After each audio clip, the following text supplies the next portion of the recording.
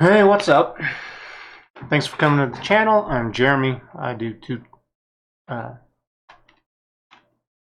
shows, videos. Yeah, I do two videos a day. The first one, which is this one, is for if you're on YouTube. I have a channel called Practice Focused Improvement or Practical Focused Improvement, and that's where I'm just trying to improve my life on a practical level where I focus in on something and then move on. And then my other channel is Freedom of Expression. If you're on some other platform besides YouTube, it's all in one. Don't worry about it. And the Freedom of Expression is a little more political and news and current issues, politicians, things along that line. Yesterday, I was talking about diets. It started off with food. It ended up over in fasting. And it's because there's just so much out there, and where do you go, where do you start? It's a lot of contradiction information that goes on out there. This really came to light because I saw several people started to talk about how there was this false study that was done with sugar decades ago, maybe before I was even born. I haven't looked into it too much, but there was scientists that they paid, or maybe a few of them. It wasn't a lot of money, but back then it was. And they just lied about it. And they said that sugar was okay, but still not in moderation, but you could have it. It wasn't. And now it's like, no, sugar is absolutely horrible. It's trash. It's just, you don't want to touch it with a 10-foot pole. But if you have it, it's supposed to be like this much. And it's like, we probably eat so much sugar today that we probably piss that much sugar out because we just inhale the stupid crap. So I decided that, well, you know, let's just go ahead and concentrate in on fasting. And what is that? What does it mean? What should we be looking at here?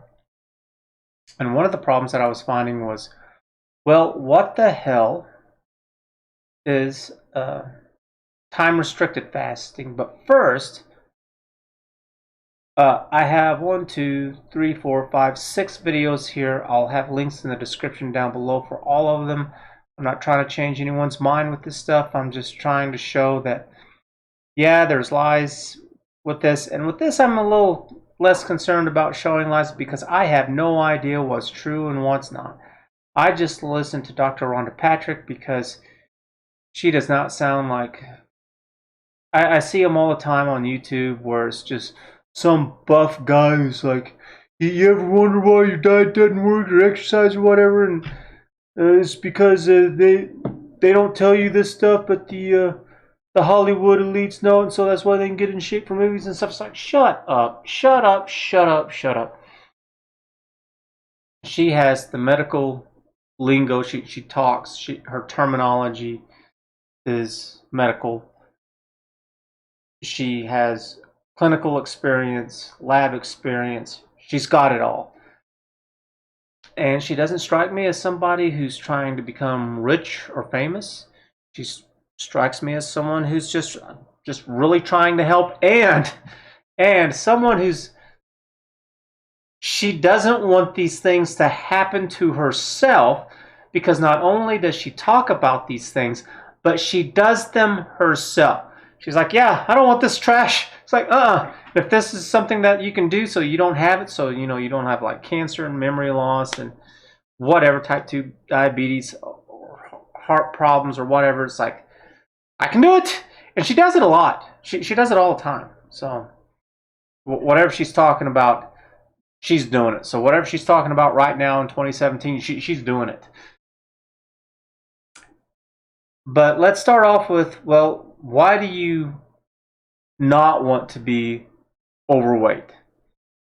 It exists. in regards to like maybe they get over like a cold better or something. It's like it's really quote unquote fat shaming. I'm like, boy, this is just such a weird justification.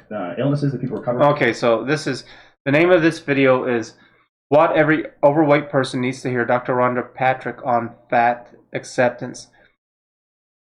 I don't know who this YouTuber is, Eric Drake, whatever. But this is from the Joe Rogan podcast. It's pretty old. I saw it whenever it came out. This was whenever he was still on YouTube.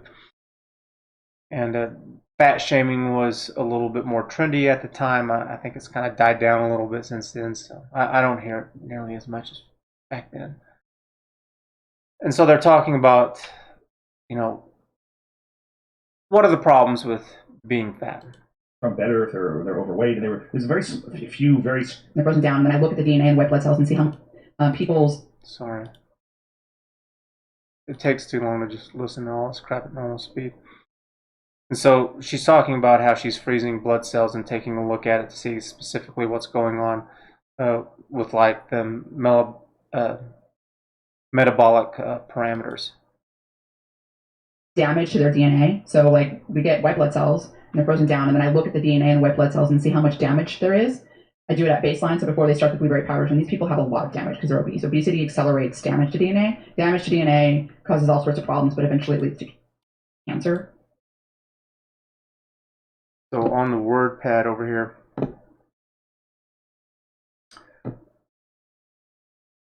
I didn't. She doesn't go over all the problems that you have whenever you're overweight, but I think people don't ever come up with anything saying that being overweight is a good thing. I'm to the age where my parents and their generation, they've started to die off. So then their family members, their friends, it's the larger ones are dying first. Not all of them. There are some that aren't, but yeah, and this is something that I've also heard from them, is that whenever they were watching their parents and their friends and their aunts and uncles and their friends all dying, it was like, yeah, the bigger ones go first. This was something that I learned too, or heard again, that whenever we moved my grandmother into a nursing home,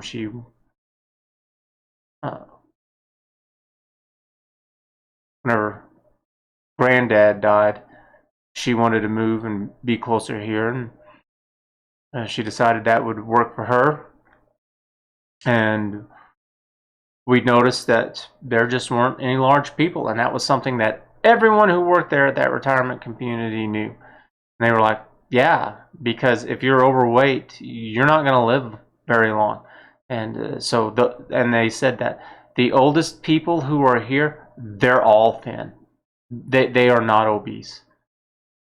Now, they all had some weight to them a little bit, but they weren't like 40, 50, 60, 100 pounds or more, nothing like that. They might have had a little of extra weight to them, maybe about 20 pounds, 30 pounds. That's about it. They weren't 100, 200, 300 pounds overweight. They were just like, they're just dead. Anyways. People that are obese have like a twofold increased risk of multiple cancers. This is ridiculous. Twofold, twice the risk of having more than one cancer. Not just a cancer, but you're likely to have more than one type of cancer. Article that I read was talking about the and so he does talk about how there was this vague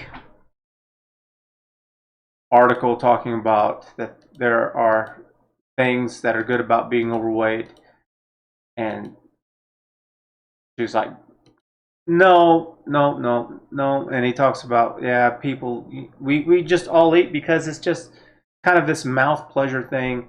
It just makes us feel good, tastes good. You don't get anything out of it, but you kind of crave it, but it really serves no purpose.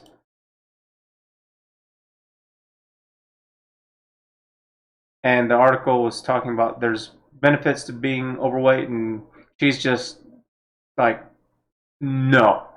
No, I mean, being overweight, being overweight is linked to increased risk for cardiovascular disease, increased risk for type 2 diabetes, increased risk for cancer, increased risk of stroke, increased, it's increased risk of Alzheimer's disease. It's, yeah, so I mean, having an... So I put all that on the list over here.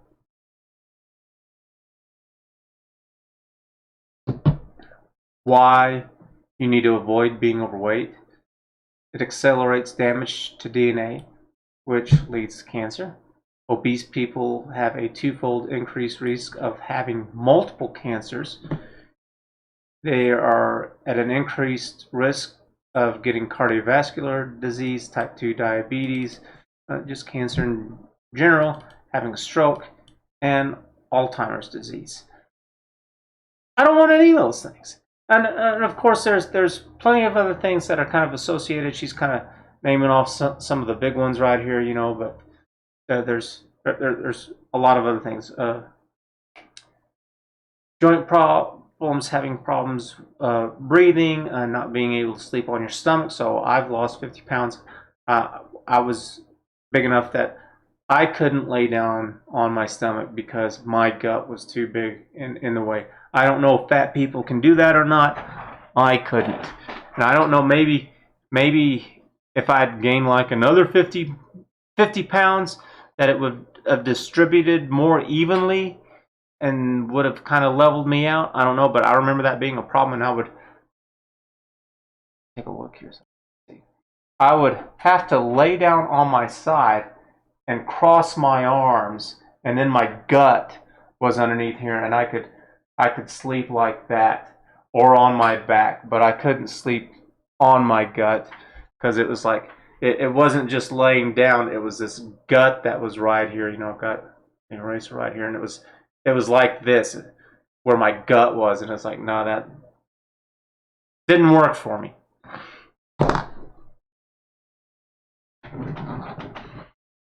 And then I was waking up every day and I would have some kind of pain. Even today, whenever I eat too much, like if it's a holiday or a special occasion, I will have a pain right here inside my shoulder whenever I eat too much. And it happens every damn time. So I'm wary of that. I try not to do it because it just, that just can't be a good sign at all. So no, just no.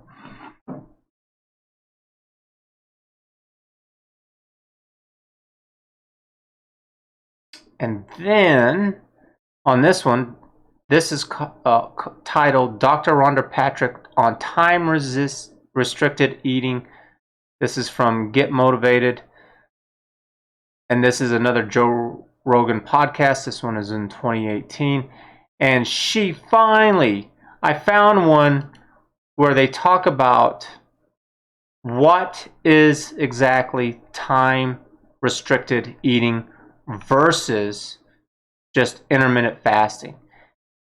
And it's time restricted eating has to do more with your circadian rhythms. Kind of, I guess you could think of it like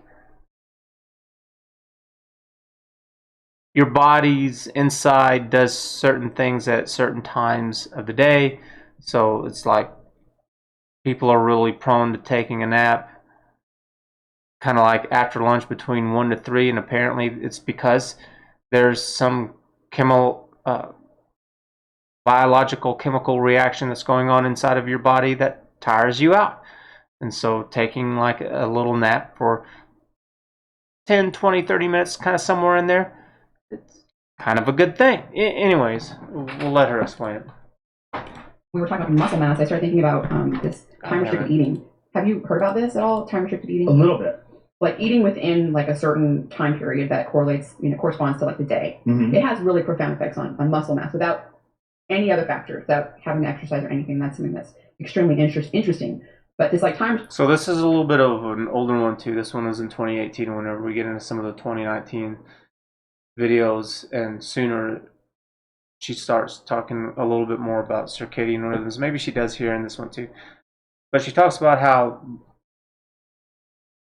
you can test on mice, but you can't test on humans. You have to test on animals before you can do it on humans. And the results with mice are like really great. But there's, you can't mice and humans are obviously different. So mice, they have a higher metabolism. And so if you fast to them for like 4 or 5 days, they lose 20% of their body weight. And if you do it for just like 1 or 2 more days, they're gonna die. But we can do fasting for up to 30 days. It's that rule of 3, which is something like you can't go without air for like more than 3 minutes. You can't go without water for more than 3 days, and you can't go without food for more than 30 days. Something along those lines. Restricted eating it's very important for health and metabolism. It's also something I've been obsessed with since like probably early summer. I've been doing it like just really fanatically making sure that. And see, I like that. She just doesn't say these things. She does it, and it's what all of her doctors, colleagues, and stuff say, because this is what the research is kind of showing. Not because, well, my buddy at the gym said so or whatever. It's not bro stuff. It's like, no, there's research to back this up. And I'm eating within like a no more than 12-hour period. I try to do like 10 hours.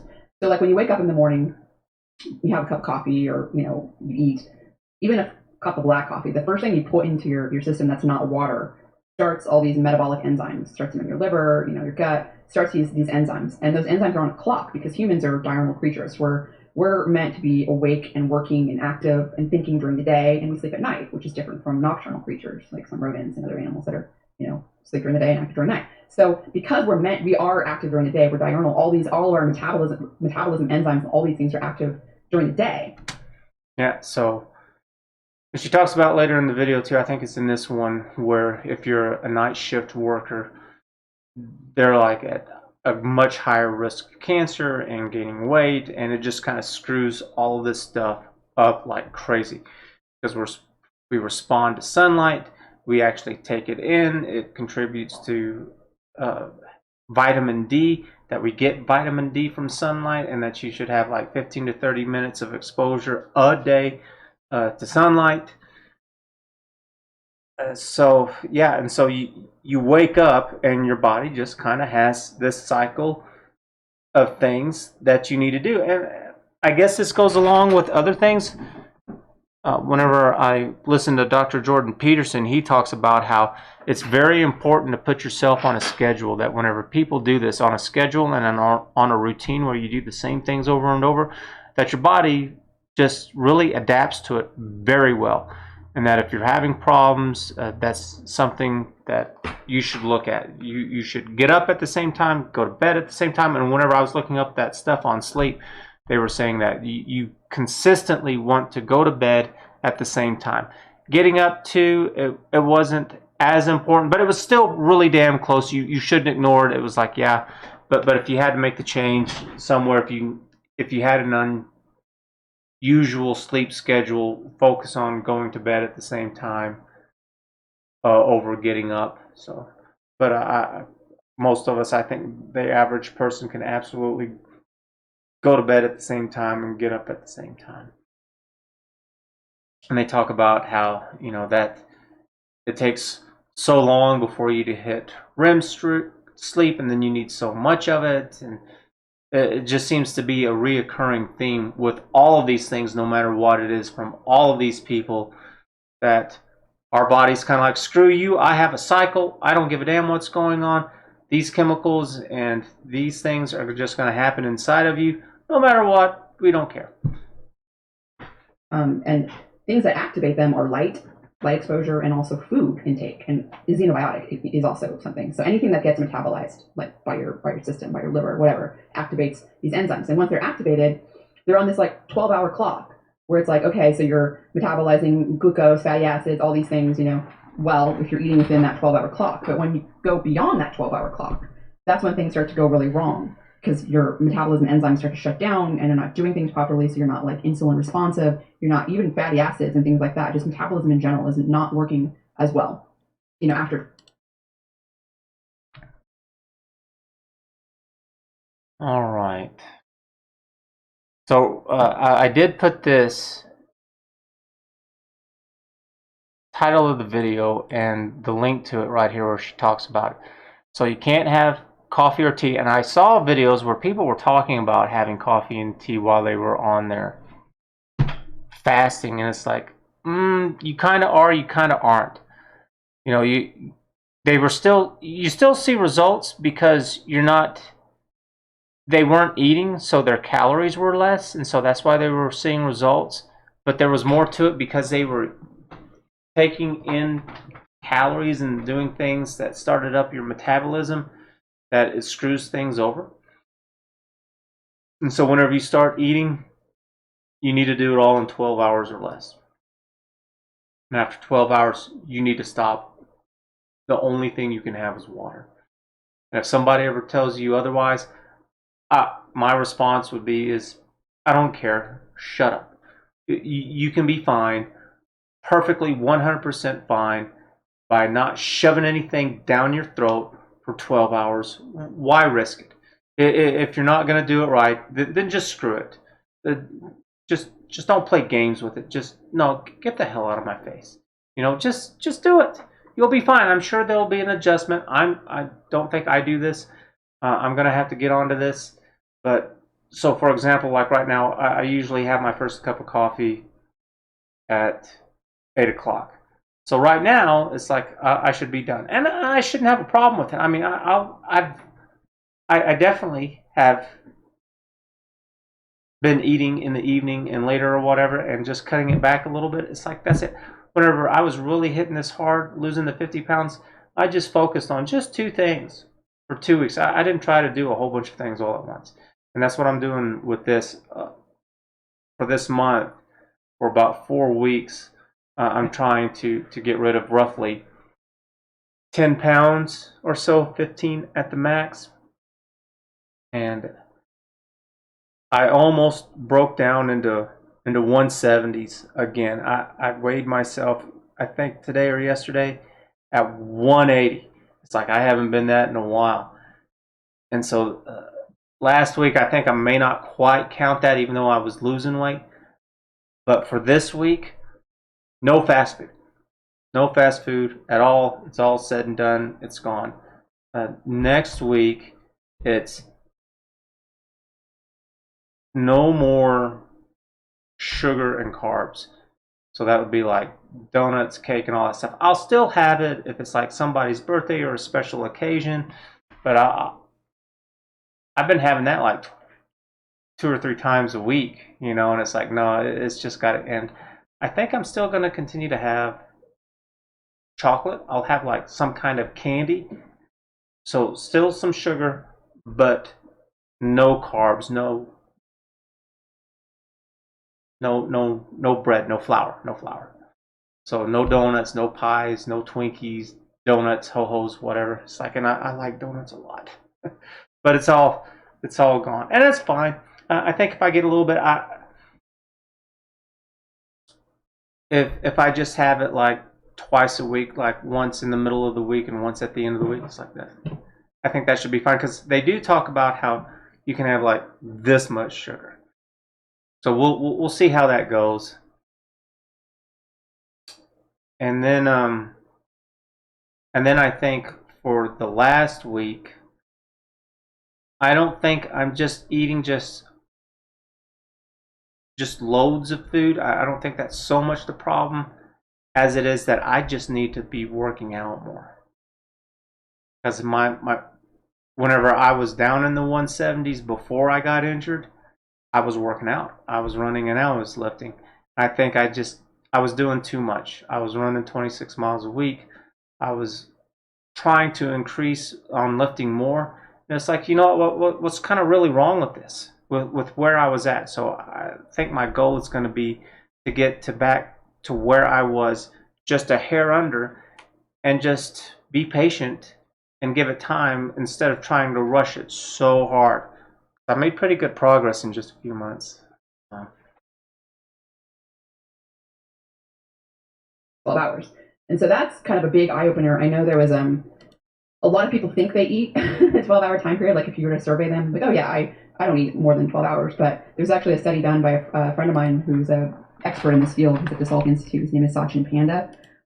Very good scientist. I interviewed him on my podcast, and he's done a lot of research on this. this topic, and he did a human study where he had like this app where people logged they took pictures of the food that they ate, like when they were having their cup of coffee. That like when you do that, you start to gain more fat, you start to become more insulin insensitive, and you start to like your muscle starts to waste regardless of what you eat. And I have those 3 things down as well too. So if you eat for more than 12 hours, I didn't want that.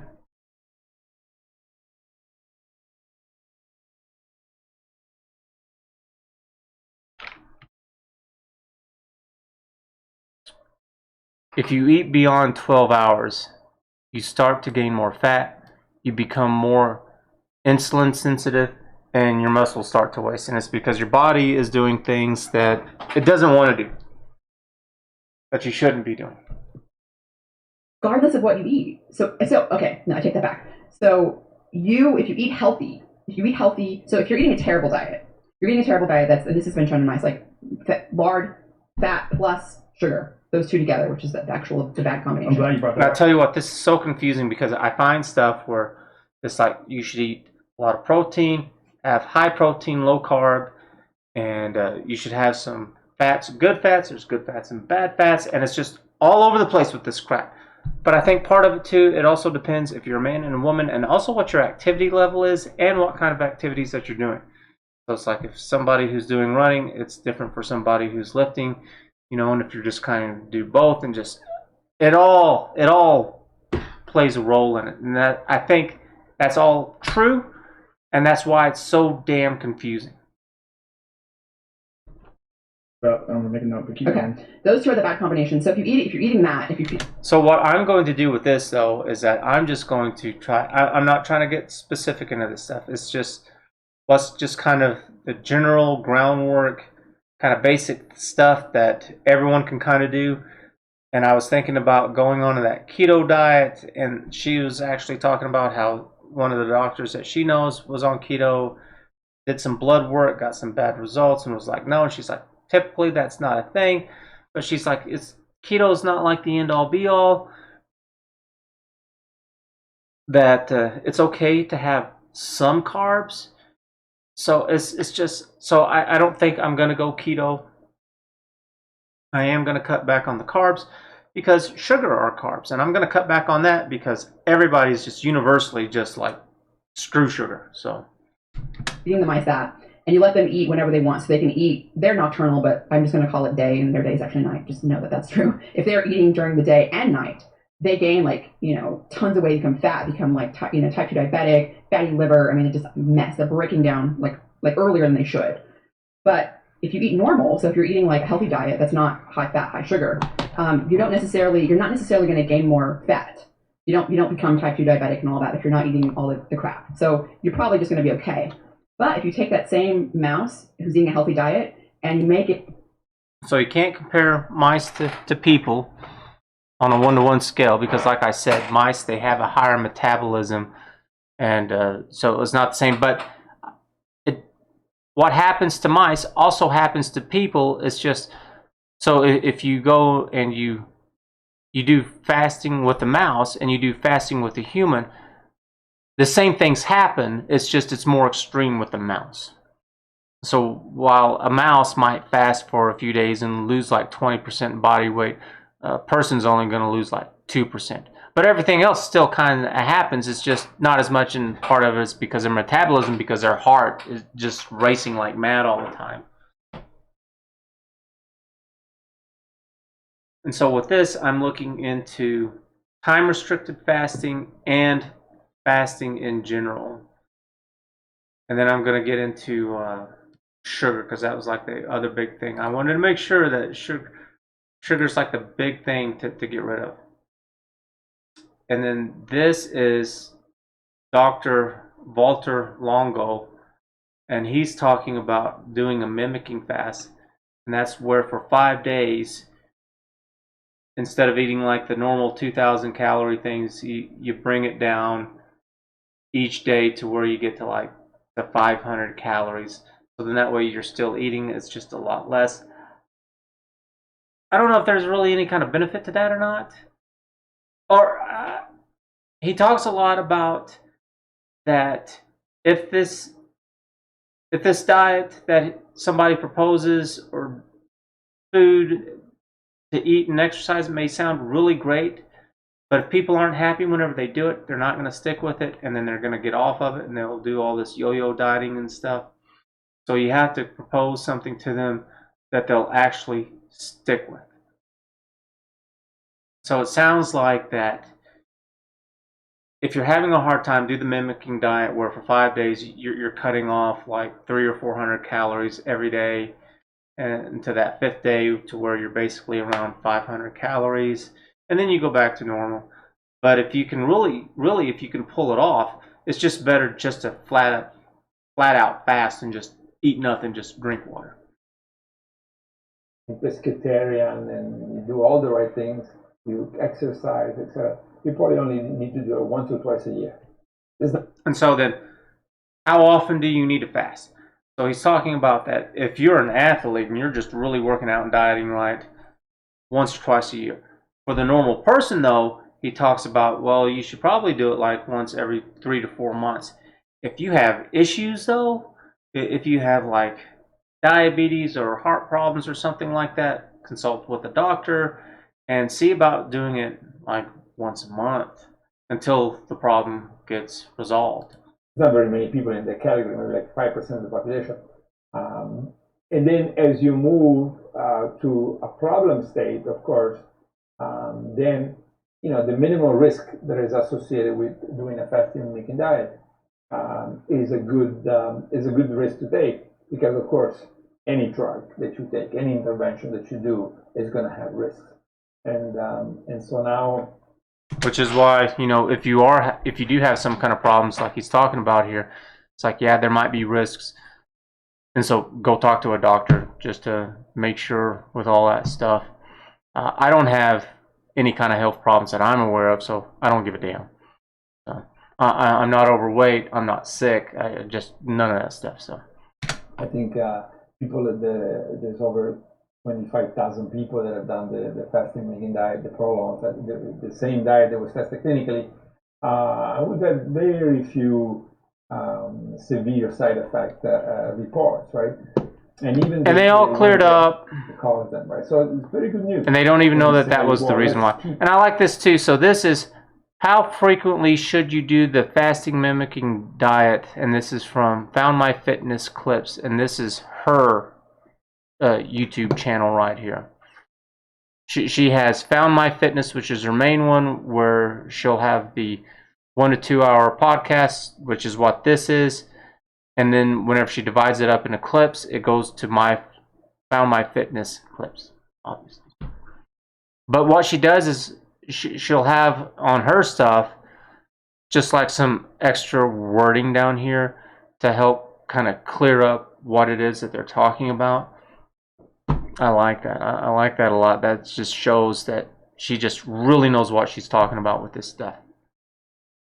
Monitoring this once it's out in the market and FDA trials, and they're in phase 4 with all this stuff. The frequency of doing this fasting mimicking diet may change according to someone's health status and what their lifestyle is. So someone that's obese or has high cholesterol, high triglycerides, high fasting blood glucose, all these markers that you mentioned, may want to do it more frequently. Well, much more frequently, yeah. So somebody that has those problems, the obese and multiple markers for disease, a risk factor for disease, then once a month. So he's saying, yeah, if you're obese, if you have these other problems, and cardiovascular, type 2 diabetes or whatever, then you might want to be doing this once a month.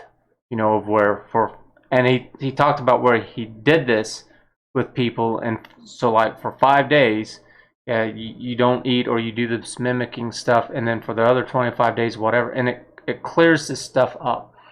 And it's because what happens is that because your body, it's cells that transport all this stuff, and so if you're eating, the nutrients is getting digested, and your blood vessels are transporting this all throughout your body. But if you don't have anything to digest, then it gets to do other things, such as all this repair and maintenance stuff. And that's why if you don't eat for a few days, all these things can really kind of get helped and get fixed. But you still have to take off the weight because that weight just causes all of these problems. And that's what the doctors have been doing. So they put it on once a month, and then monitor the changes. If it works, then you can keep it going. It doesn't mean they're going to do it once a month for their own entire life. The hope is that you slowly, and that's also very important. This idea, especially with obese people, we'll see how it works, but also the psychological level. I think at his highest weight was about 400 pounds. And so here, so I'll just tell you, I have a friend of mine who was morbidly overweight. I mean, he was morbidly obese. He was, I think, at his highest weight was about 400 pounds, and had tried all sorts of types of diets, and never could really get anything to work, and compliance was low. But then he started doing these prolonged water fasts. Now he was doing, 5-7 days, and he was doing it frequently, like once a month. And he's lost 200 pounds. And I think for him, and he does exactly what you said. He likes food. He likes food, and he likes to eat, certain foods. That's amazing. But he's found something that works for him, where he just, once a month he does a 5-day fast, and then he goes back and he eats. I want to talk to this guy. Yeah, I would absolutely like to. Yeah, that's a cool story, So I have a friend, I know someone who's over 400 pounds. He can fast though. He can just stop on all this stuff. It's like all or nothing with him. So I might have to tell him about this. But fasting for 5 to 7 days, just eating nothing and then just eating anything, but did it all the time, at least once a month. So like, well, yeah, because really, what are you doing? You're eating fewer calories. And then but I guess it was also other things, because it helps your body repair, so that makes everything else work better, such as your liver. One of the things that I saw in all of this was that if you have a fatty liver and you want to clear it up, it looked like that fasting will just take care of it. Now, when do you need to fast? How much you need to fast depends on how bad your liver is, and so I can't tell you the specifics. You'd have to go talk to a doctor and get more into it than what I've done with it. But since I don't have it, I don't care. I'm not that concerned about it. They'll put you in touch with them.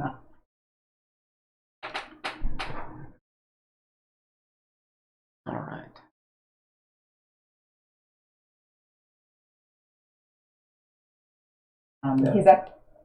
And then with this one, this is Found My Fitness Clips again. So this is one of hers. The title of this video is How Much Protein Should You Eat? Muscle Growth versus IGF-1 Longevity Concerns. Let's talk about longevity. That's a lot of the reason that our audience and your audience, is doing fasting. So this is from Nina. Can you elaborate on the growth longevity trade-off? So, and talk a little bit about that beginning with IGF-1 and longevity. So the growth longevity trade-off: by fasting, we downregulate the aging pathways such as mTOR, growth hormone, and IGF-1. Really, Nina said for homework, listen to you. But in order to build muscle through resistance training, we need to eat protein and have these pathways activated in order to maintain and build muscle. Is there a way we can get the best of both worlds? So what they talk about in this one is that you need both. You need protein and you need IGF-1. But the more protein that you take, it's kind of like the more active you need to do, to where it's like, yes, if you're really taking in protein, then you really need to be exercising. And that's because your muscles need it, your heart needs it, even your brain needs it to a little bit, and so does IGF. IGF will go around and say, hey, you need to grow, you're good, or whatever. But if you're taking in too much protein, that kind of messes up the IGF. That they work well together if you're doing things right, but they'll be at conflict with each other. So if your activity level is here, but your protein level is here, then your protein starts to become a problem. So you either have to increase your activity level or decrease your protein. So then that way they're kind of on par. Because the IGF, it goes around and it kind of repairs things and helps you with having a longer life and does all of this kind of cleanup stuff with it. But But if you have too much of it, you have problems, and if you have too little of it, you also have problems. And so there's kind of this balance.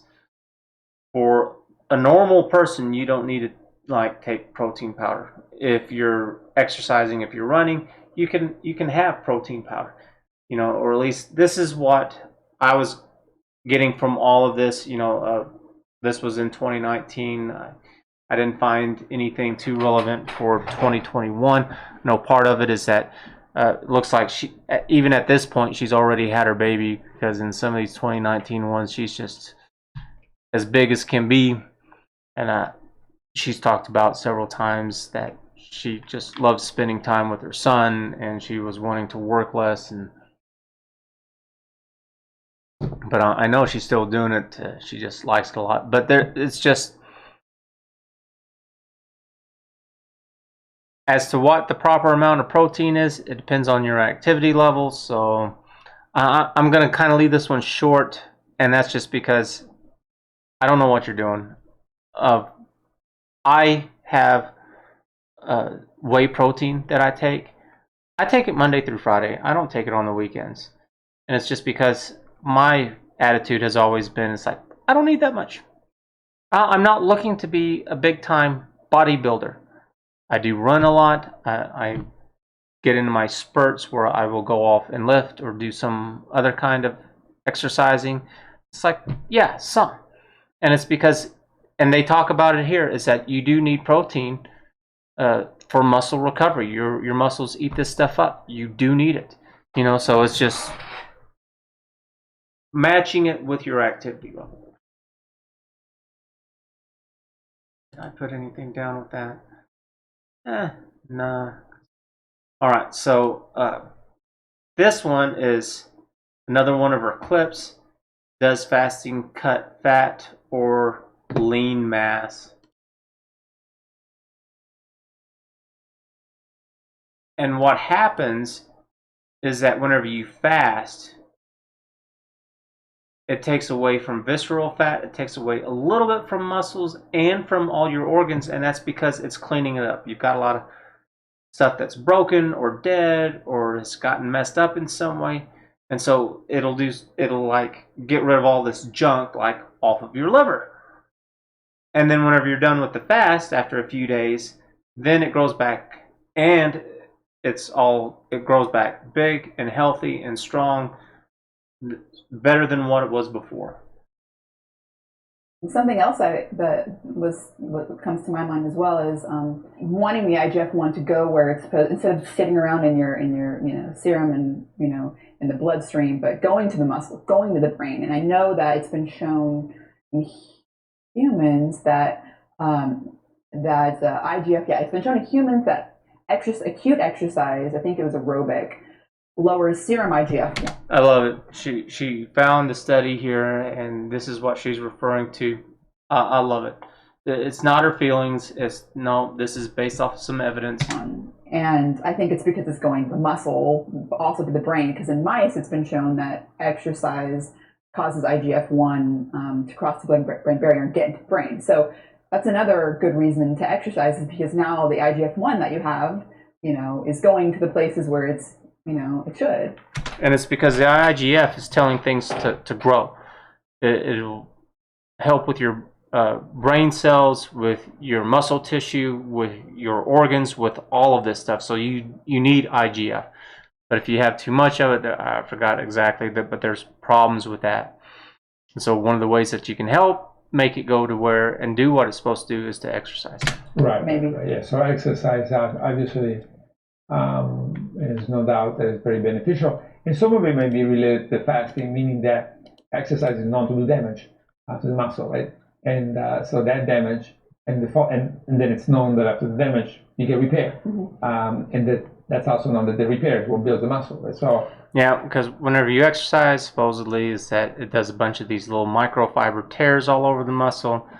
That's part of what creates your soreness, and then you recover, it all heals up, and it's bigger than what it was before. So this may be maybe not as potent as the fasting, but if you do it all the time, mm-hmm. It could be that you have all these small regenerative And so maybe that's what's going on, I guess, after kind of saying it aloud right now, is that whenever you do the fasting, there's damage that's happening to your organs and your muscles. And so then if it's being repaired there afterwards, because she said this in more than one video, that like with the mice, their muscles got bigger and they did nothing different other than the fasting. They didn't do any more or less exercising, just added in fasting. That was it. A process is occurring. So this might even work with humans, but I doubt it would be as dramatic of a thing. I don't know. Maybe it would be. No, because if that was the case, then because this was still in 2019, they would have been talking about that now. So. Every couple of days, if you actually every couple of days. Or maybe it is, and I just didn't come across any of that information. Who knows? And then eventually those could cumulatively could be actually very powerful. And so Particularly in combination with the fasting too. I mean, if you're going to eat your protein and activate IGF-1, then it's good to exercise to make sure it's going to the right place, right? And so it's So basically, it's that if you fast, it'll take away a lot of your fat, especially visceral fat, which is right there, which is fat around the gut. It takes the energy from the visceral fat, but it also takes energy from the muscle. But then, unlike other diets, it rebuilds the muscle. And so now clinically, we see a specific loss of fat, only significant in the visceral area, and then no loss or very minimal loss of lean body mass, right? Because there is a temporary loss, but then rebuilt. Right? So it's really interesting how. And it's because, and this is all these things that I saw about fasting repeatedly, they're all just talking about, you have a little bit of loss of muscle, but that's because it's an organ, and with all your organs, this is what happens. They all shrink, and then they all rebuild. And it just, because it's just getting rid of all this crap and just replacing it and putting in new, healthier, better stuff. And then finally, the last one here is the circadian rhythm. And this is, she's talking to Dr. Satchin Panda again. And this is another one of the clips.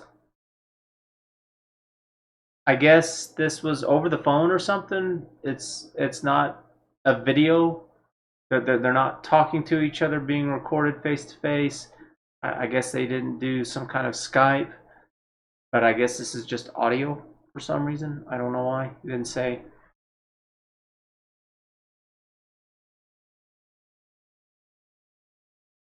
So it's like, well, then what do you need for all this? When do you need to eat and not eat? Could you discuss some of your circadian resolutions for 2021? Things that maybe anyone can use, anyone could follow as well. Yeah, so we thought, okay, so how do we put all of this together? Because we talked about light, we talked about sleep, not having light exposure before sleep, having light exposure during the day. It can be all confusing. So we thought an ideal circadian day might be try to be in bed for 8 hours consistent. So whenever I was looking up all this stuff, sleep, they were talking about how you want to lower the temperature down to 68 degrees.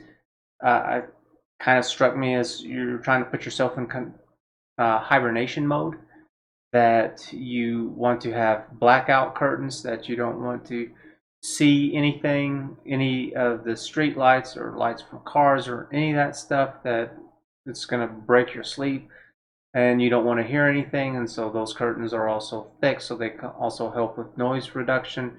They talked about getting a white noise machine, which I'll give a little update on that damn thing. I hate it. Well, maybe not completely, but the ones that have the sound effects of like rain and thunderstorms, it does not sound like the rain that I have here. And so whenever I'm listening to the rain and thunderstorms, I'm inside. I'm not outside getting soaked. Whoever recorded this, put it like outside on a porch or a patio or something, and you can hear the water hit the concrete. And it doesn't sound right to me at all. It irks me. I don't like it. It drives me up the wall. It may not for you, but it does for me. I hear thunderstorm, rain stuff hitting the window. That's what I hear. And then it hits the ground, the dirt. And so it doesn't sound right. And so because it doesn't sound right, it, I guess, makes me nervous or suspicious or something. And so it just doesn't work well. But there are sounds of like, just like some light motor work, like from an air conditioner or a fan or whatever. Those work fantastic. I just love it. So I just wanted to throw that little bit in right there. And they don't loop either. Because again, if it was just a loop, that would bother me. But with the like the air conditioner sound or the fan sound or whatever, I don't know how you would tell it was a loop unless there was a bit of a pause right there, and it's like, yeah, then that would bother me. But these are supposed to be continuous, you know. So and there's no break in it. So.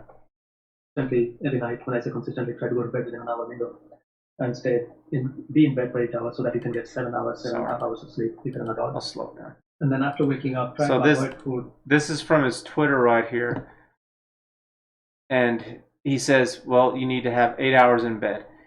And he says 7 to 7.5 hours of sleep, but whenever we were looking at the doctor where his big focus was on sleep, he was like, yeah, 7 to 9 hours, 8 hours is kind of the juicy spot, but 7 hours is okay. You do not want to do less than 7 hours.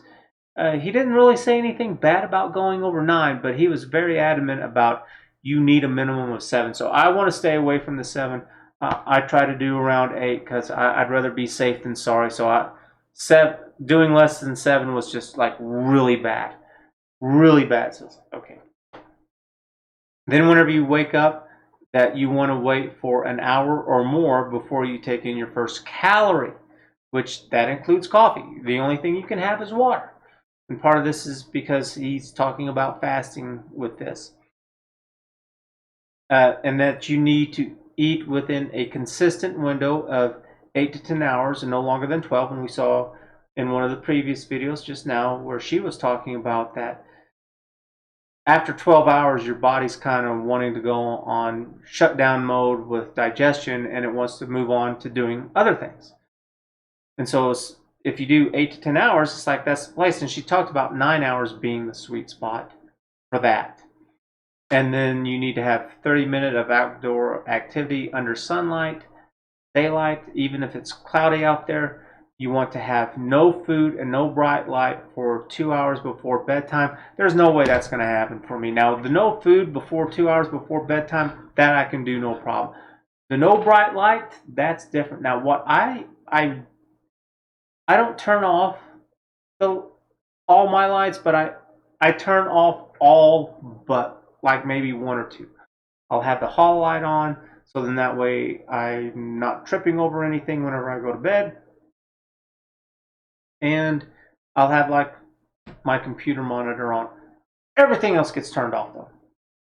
And so and that'll happen whenever I'm done with these videos. I'll just turn everything off and start winding down. So For 1 to 2 hours, because that's when your melatonin hormone is slowly going down and cortisol hormone is spiking. And then after waiting for an hour or two, have your first bite, and then count 8, 10, 11, or maximum 12 hours. That's the window of time when you should be eating. And also mix your... And then from what I was seeing with intermittent fasting,